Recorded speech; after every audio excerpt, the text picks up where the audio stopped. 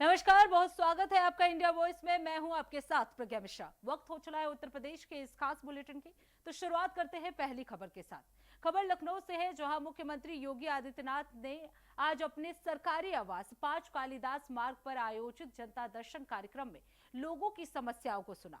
इस दौरान बड़ी संख्या में फरियादी अपनी शिकायतों और समस्याओं को लेकर मुख्यमंत्री के सामने पहुंचे थे। आपको बता दें, मुख्यमंत्री योगी आदित्यनाथ ने सभी मामलों को गंभीरता से सुनते हुए संबंधित अधिकारियों को निर्देश दिए कि जन समस्याओं का निस्तारण प्राथमिकता के आधार पर हो और शीघ्रता से इसे सुनिश्चित किया जाए। उन्होंने साफ कहा कि जनता की समस्याओं के समाधान में किसी भी तरह की लापरवाही बर्दाश्त नहीं की जाएगी और हर शिकायत का समयबद्ध निपटारा होना चाहिए। सरकार के इस जनता दर्शन कार्यक्रम को सीधे जनता से जुड़ा और त्वरित समाधान की दिशा में एक महत्वपूर्ण पहल माना जा रहा है।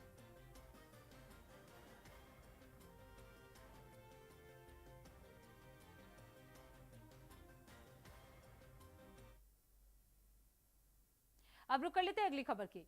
राम जन्मभूमि न्यास ट्रस्ट को लेकर उठ रहे कथित भ्रष्टाचार के आरोपों पर अब राजनीतिक बयानबाजी तेज हो गई है। आपको बता दें, वरिष्ठ कांग्रेस नेता और प्रवक्ता अशु अवस्थी ने बीजेपी और आरएसएस पर गंभीर आरोप लगाते हुए कहा कि दोनों संगठन धर्म की आड़ में राजनीति करते हैं और धर्म का वास्तविक सम्मान नहीं करते। अशु अवस्थी ने यह भी आरोप लगाया कि शंकराचार्य स्वामी अभिमुक्तेश्वरानंद महाराज का अपमान किया गया और उनके बटुकों के साथ कथित रूप से पुलिस कार्रवाई के दौरान दुर्व्यवहार भी हुआ।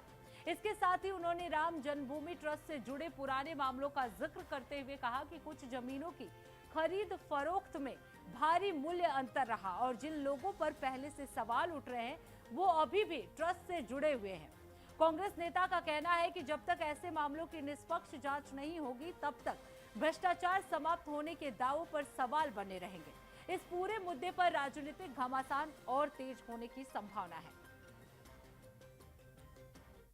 सभी जानते हैं कि भारतीय जनता पार्टी और आरएसएस कि धर्म के नाम पर राजनीति करते हैं, धर्म का सम्मान नहीं करते।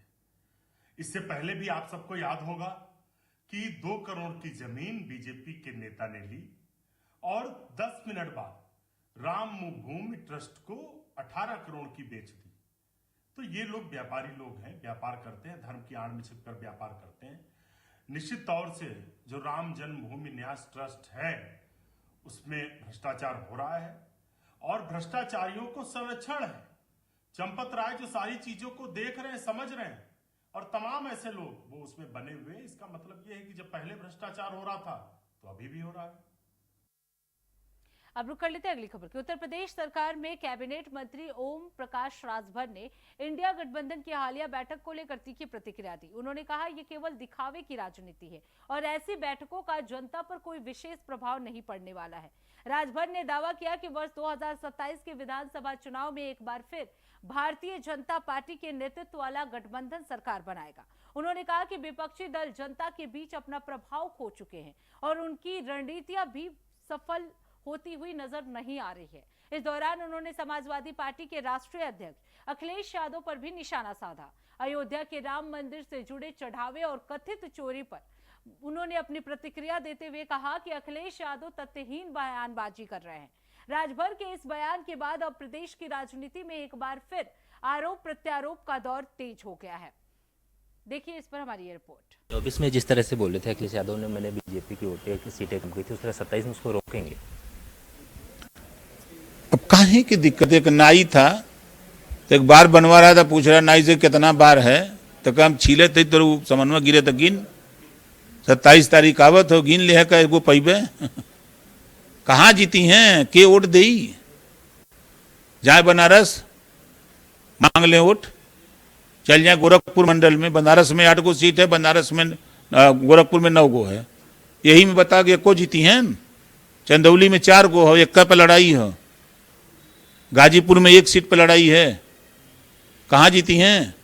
चले बलिया का को जीती हैं, झूठ है, पे चिल्ले से थोड़ा वोट मिली।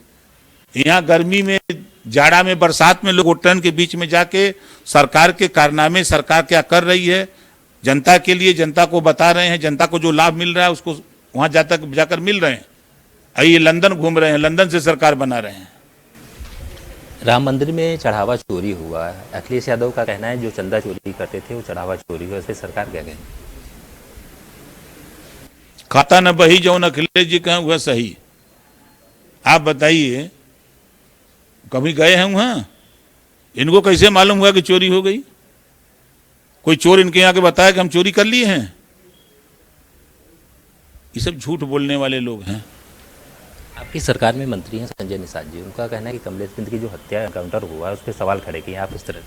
देखिए, उनको जानकारी हुई होगी कोई बात की, तब वो कह रहे हैं।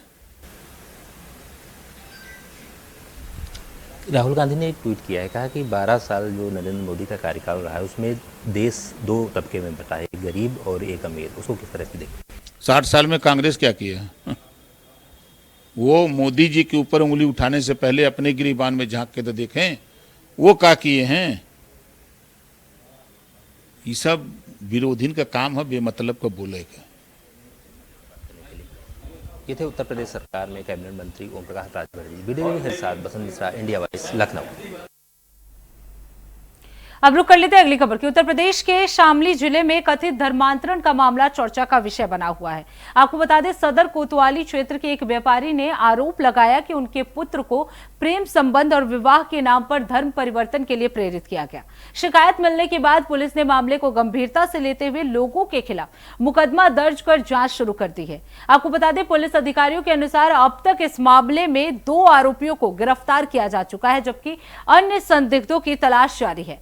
जांच के दौरान कुछ धार्मिक प्रचार सामग्री और ऑनलाइन माध्यमों के उपयोग से जुड़ी जानकारियां भी सामने आई है, जिनकी पड़ताल की जा रही है। देखिए इस पर हमारी रिपोर्ट। एनकाउंटर को लेकर के लगातार उत्तर प्रदेश सरकार में कैबिनेट मंत्री संजय निषाद जी सवाल खड़े करते आए। कल मुख्यमंत्री योगी आदित्यनाथ से भी मुलाकात की थी। सर, कमलेश बिंद के मर्डर को लेकर के आप हमेशा सवाल खड़े करते हैं, कल मुख्यमंत्री से मुलाकात की थी, क्या कहेंगे?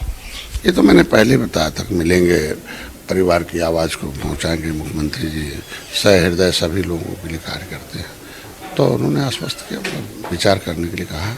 और निश्चित रूप से वहाँ पब्लिक जो चाहती है उसको संतुष्ट करना हमारी सरकार का काम है।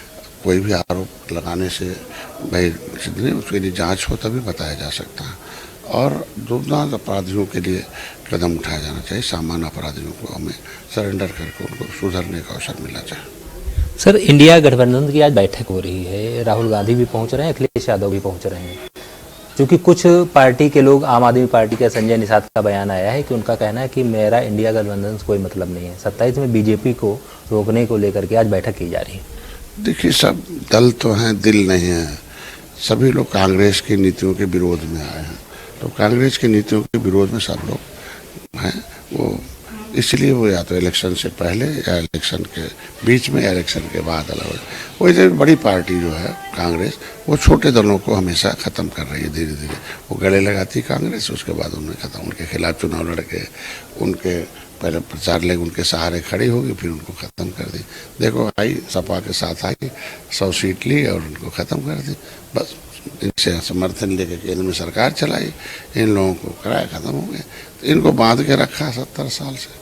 तो ये कांग्रेस का तो एक है कि किसी को भी बढ़ने नहीं देते, इसीलिए छोटे दल, क्योंकि उनकी नीतियों के विरोध में ही दल बने हैं। और जब दल सट जाते तो जनता कहते हैं, अरे यार, जिसके खिलाफ खड़े हुए वही उनके साथ हैं, तो हम उनके साथ क्यों रहे हैं। 27 में जिस तरह से 24 में अखिलेश का कहना था बीजेपी को रोका था, उसने 27 में भी रोकेंगे? नहीं, तो उसमें कहाँ रोक पाए। थोड़ा सीट कम हो गई, प्रधानमंत्री तो बने ना, तो सीट अब कम नहीं होगी। एक बार नरेटिव सेट करके हल्ला करके कर दिया, जब आप ये लोग थोड़ा सा, तो एक बार किसी बबूल के पेड़ के नीचे एक आम पड़ जाए तो आम थोड़ी फलता है। तो ये एक बार नरेटिव सेट करके ले लिया कि हम संविधान खत्म कर देंगे, आरक्षण खत्म कर देंगे। लेकिन मोदी ने देखो कैसे पिछड़ों के साथ खड़े हैं, संविधान के साथ खड़े हैं, और इनके दलित शोषित पिछड़ों के साथ खड़े हैं। इसलिए वो एक बार में एक ही कार्ड चलता, वो खत्म हो गया। आखिरी सवाल, अखिलेश यादव ने अयोध्या में राम मंदिर में चढ़ावा राशि को लगाया है कि चंदा चोर ने चढ़ावा राशि को भी गायब कर दिया। देखिए, विपक्ष के पास आरोप प्रत्यारोप पोस्टरबाजी के अलावा कुछ बचा नहीं है आज के दिन में। तो जांच का विषय, जब तक जांच ना हो कोई बात करना ठीक नहीं। और माननीय मुख्यमंत्री धन्यवाद दूंगा कि कोई भी मामले संज्ञान में आते हैं उसमें जांच कराते हैं। जांच में जो दोषी होता है उसके खिलाफ कार्रवाई करते हैं, कितना बड़ा रसूखदार हो, ये तो जांच का विषय है। ये थे उत्तर प्रदेश सरकार में कैबिनेट मंत्री संजय निषाद जी, जिनका साफ तौर पर कहना है अगर कोई भी उत्तर प्रदेश में किसी प्रकार का जानकारी मुख्यमंत्री तक आए तुरंत जांच करा के कार्रवाई भी करते हैं। अयोध्या मामले पर अखिलेश यादव के ट्वीट का जवाब भी दिया। India wise Lucknow. अब रुक कर लेते हैं अगली खबर की। संभल में एक बार फिर रविवार को बुलडोजर की कार्रवाई देखने को मिली। जिले की कसरेवा गांव में सरकारी जमीन पर अवैध कब्जे के आरोप में बनी मुस्तफा कादरी मस्जिद के खिलाफ प्रशासन ने ध्वस्तीकरण अभियान तेज कर दिया है। आपको बता दें, तहसीलदार न्यायालय द्वारा जारी बेदखली आदेश के अनुपालन में 2 बुलडोजरों की मदद से अवैध निर्माण को हटाने का काम लगातार जारी है। कार्रवाई के दौरान किसी भी तरह का तनाव न फैले, इसके लिए इलाके में भारी पुलिस बल की तैनाती भी की गई है। 5 थानों की पुलिस, पीएससी और अतिरिक्त सुरक्षा बल पूरे क्षेत्र में मुस्तैद कर दिया गया है। वहीं आपको बता दें, वरिष्ठ प्रशासनिक और पुलिस अधिकारी लगातार मौके पर मौजूद रहकर स्थिति पर नजर बनाए हुए हैं। इस दौरान मस्जिद परिसर से झंडे और पोस्टर मिलने की भी बात सामने आ रही है, जिस पर पुलिस ने जांच के बाद आवश्यक कार्रवाई की बात कही है। जबकि समाजवादी पार्टी के सांसद जिया उर रहमान बर्क ने प्रशासनिक कार्रवाई पर सवाल उठाते हुए आरोप लगाया कि सरकार चुनिंदा धार्मिक स्थलों को निशाना बना रही है। बर्क ने इसे वक्फ की प्रॉपर्टी करार दिया है। तो संभल मस्जिद में बुलडोजर एक्शन जो है वो चल रहा है। इस पे देखिए हमारी खास रिपोर्ट। एक बार फिर रविवार को बुलडोजर की कार्रवाई देखने को मिली। जिले के कसरवा गांव में सरकारी जमीन पर अवैध कब्जे के आरोप में बनी मुस्तफा कादरी मस्जिद के खिलाफ प्रशासन ने ध्वस्तीकरण अभियान तेज कर दिया है। तहसीलदार न्यायालय द्वारा जारी बेदखली आदेश के अनुपालन में 2 बुलडोजरों की मदद से अवैध निर्माण को हटाने का काम लगातार जारी रहा। कार्रवाई के दौरान किसी भी तरह का तनाव न फैले, इसके लिए इलाके में भारी पुलिस बल तैनात किया गया। 5 थानों की पुलिस, पीएससी और अतिरिक्त सुरक्षा बल पूरे क्षेत्र में मुस्तैद रहे। वहीं वरिष्ठ प्रशासनिक और पुलिस अधिकारी लगातार मौके पर मौजूद रहकर स्थिति पर नजर बनाए हुए हैं। इस दौरान मस्जिद परिसर से झंडे और पोस्टर मिलने की बात सामने आई है, जिस पर पुलिस ने जांच के बाद आवश्यक कार्रवाई की बात कही है। सुनिए इस पूरे मामले पर संभल प्रशासन और पुलिस का क्या कहना है।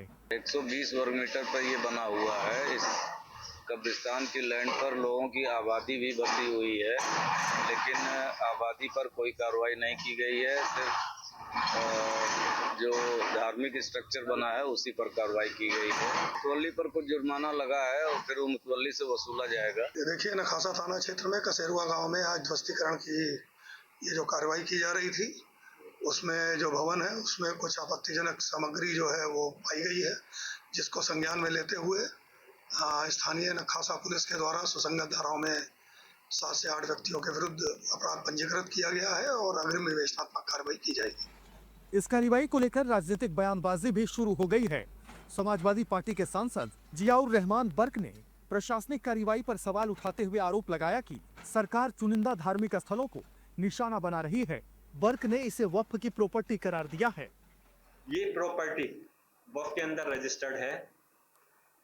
जो प्रॉपर्टी वक्फ के अंदर रजिस्टर्ड होती है, और उसके साथ साथ मैं आपको बताऊं 1995 यूपी गजट ईयर में भी ये 1951 नंबर पर मस्जिद रजिस्टर्ड थी, और जो 1984 में रजिस्टर्ड वक्फ में हुई थी वो गवर्नमेंट के द्वारा ही की गई थी, वक्फ बाय यूजर की किसी व्यक्ति ने नहीं की थी। और ये सरकार द्वारा भी 1995 यूपी गजट में ईयर में भी 1951 नंबर पर मस्जिद है।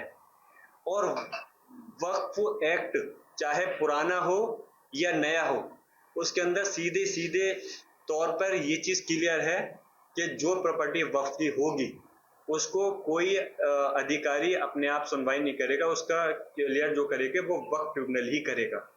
प्रशासन की कार्रवाई शुरू होने से पहले मस्जिद के आसपास स्थित मकानों को एहतियातन खाली करा लिया गया था, ताकि किसी भी तरह की दुर्घटना या जनहानि की आशंका को टाला जा सके।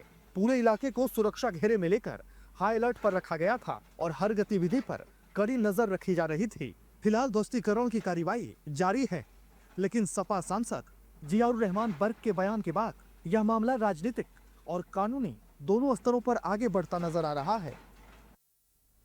अब रुक कर लेते हैं अगली खबर की। वृंदावन से जुड़ी एक बड़ी खबर सामने आई है, जहां बीजेपी के राष्ट्रीय महासचिव अरुण सिंह ने आज 100 परिवार ठाकुर श्री बांके बिहारी मंदिर पहुंचकर विधि विधान से पूजा अर्चना की।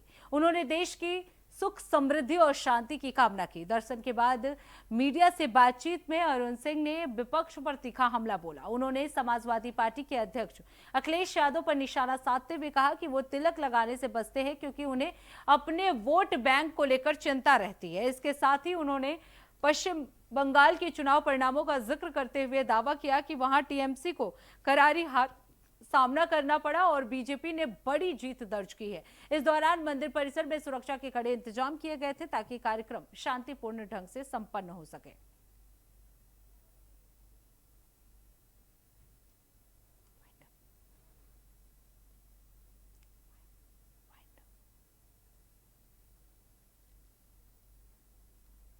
अब रुक कर लेते हैं अगली खबर की। गाजियाबाद के जिलाधिकारी ने आज सेठ मुकुंद लाल इंटर कॉलेज और एमबी गर्ल्स कॉलेज का निरीक्षण कर शैक्षणिक व्यवस्थाओं का जायजा लिया। निरीक्षण के दौरान उन्होंने परिसर की साफ सफाई, शैक्षणिक गतिविधियों और छात्रों को उपलब्ध कराई जा रही सुविधाओं की भी समीक्षा की। अधिकारी ने विद्यालय प्रशासन और संबंधित अधिकारियों को आवश्यक दिशा निर्देश देते हुए व्यवस्थाओं को और बेहतर बनाने पर जोर दिया। उन्होंने छात्रों की सुरक्षा, शिक्षा की गुणवत्ता और बुनियादी सुविधाओं के मानकों का पालन सुनिश्चित करने के भी निर्देश दिए। इस दौरान प्रशासनिक अधिकारी और विद्यालय प्रबंधन के प्रतिनिधि भी मौजूद रहे और विभिन्न व्यवस्थाओं की जानकारी जिला अधिकारी को उपलब्ध कराई गई।